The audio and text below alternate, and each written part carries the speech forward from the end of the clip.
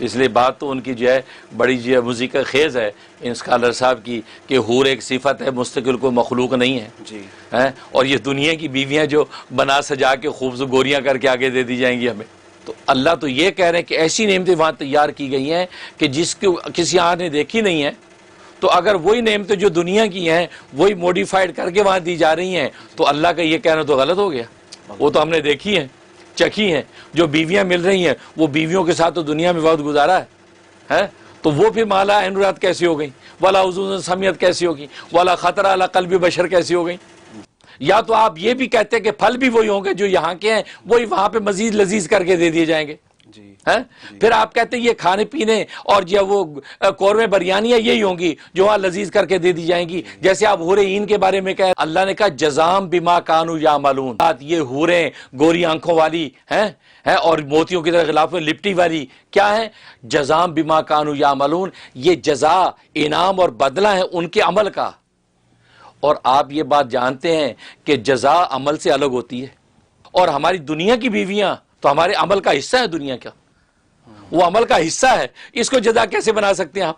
بالکل آئی سمجھ؟ بہت زبردست. دنیا کی بیوی تو ہمارے عمل کا حصہ ہے، ہم ان کے ساتھ بھلا کر رہے ہیں، اچھے اخلاق اختیار کر رہے ہیں، ہمیں اجر مل رہا ہے. وہ تو یعملون میں شامل ہے، جزا میں کیسے شامل ہو سکتا؟ زبردست، بہت ہی اعلیٰ. آئی سمجھ؟ کیونکہ جزا عمل سے الگ ہوتی ہے. جی بالکل. تو آپ کو ماننا پڑے گا کہ جیسے فاقیہ اور جیسے لحم طیر، اس حورین یہ جزا میں شامل ہے، یہ عمل میں شامل نہیں ہے. یا جزا میں جب شامل ہے تو یہ جنت کی ایک جزا اور انعام ہے جو اللہ براہ راست وہاں ہمیں عطا کرے گا، دنیا کی بیویوں سے اس کا تعلق نہیں. واہ، بہت ہی اعلیٰ. وہ الگ بات ہے، وہ الگ بات ہے کہ اللہ تبارک و تعالیٰ دنیا کی بیویوں کو بھی ہمیں وہاں عطا کریں گے، کہ دنیا میں جن سے ہمارا دل لگا ہوا ہے اور جن کے ساتھ مل کے ہم دونوں نے اللہ کی عبادت میں محنت کر کے جنتیں پائی ہیں، اللہ اس ساتھی کو ہمارے ساتھ ہی رکھیں گے، ساتھ ہی رکھیں گے.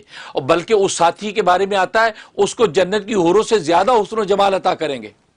اس لیے حدیث میں آتا ہے، ام سلمہ رضی اللہ تعالیٰ عنہ نے پوچھا کہ یا رسول اللہ، یہ جنت کی حوریں افضل ہوں گی یا دنیا کی بیویاں افضل ہوں گی؟